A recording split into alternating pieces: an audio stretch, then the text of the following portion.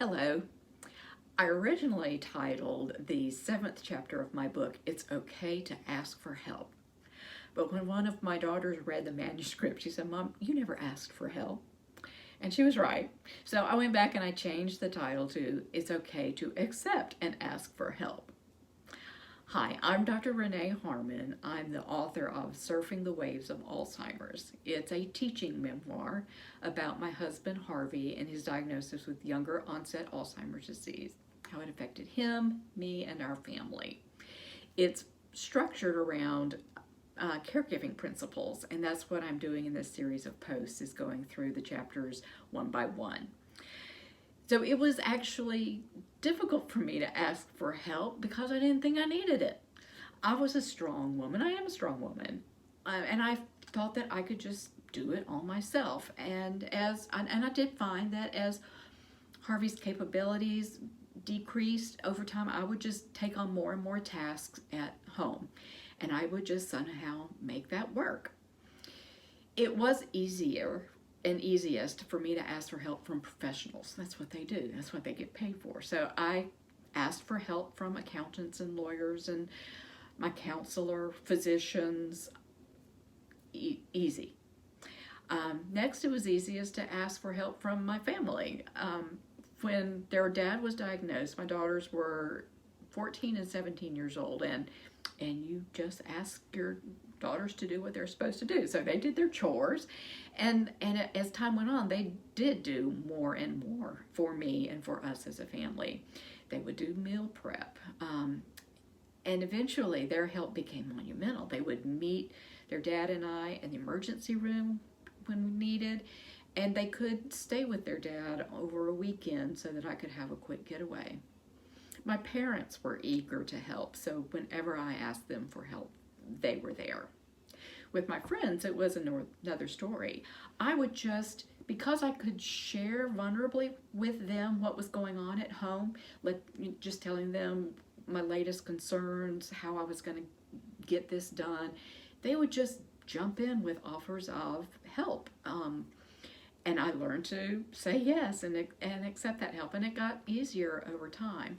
I'm humbled now with all the things that people did for us, and my book is filled with these stories of often creative ways people came up with to support us. So why do people find it so hard to ask for help in this situation? Well, my very first blog post from September 17, 2019 is entitled, Is Asking for Help a Sign of Weakness?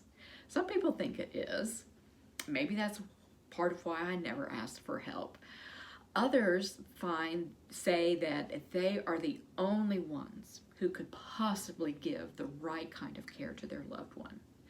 Other caregivers say that their loved one would never accept help from anybody other than themselves. And others just don't want to put anybody out and just are uncomfortable asking for help because of that. But I recommend that you ask for help early on. Just get in the habit of asking for help. People do want to help. They don't know what you need if you don't tell them. So when someone asks you, how can I help? I recommend just being ready with one or two specific things that they could do for you. Maybe dinner on Tuesday night, maybe getting my lawn cut. And start asking early when you don't actually need help, and practice asking for simple things like just taking a walk with you and your loved one. The more you do it, the easier it is. For example, because a neighbor was already walking dogs with Harvey, I found it very easy to ask her to help me find Harvey when he wandered away from home one day.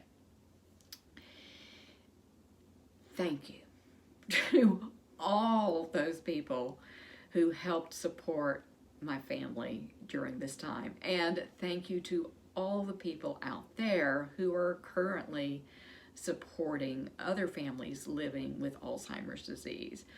The more people are exposed to Alzheimer's disease and other dementias, the more we can demystify this disease. Dementia does not have to be scary.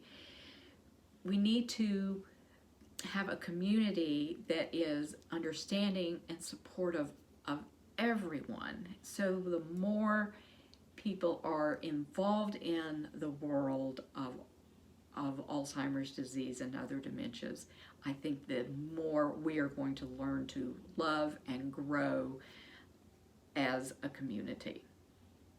Thank you. Be well and keep your balance.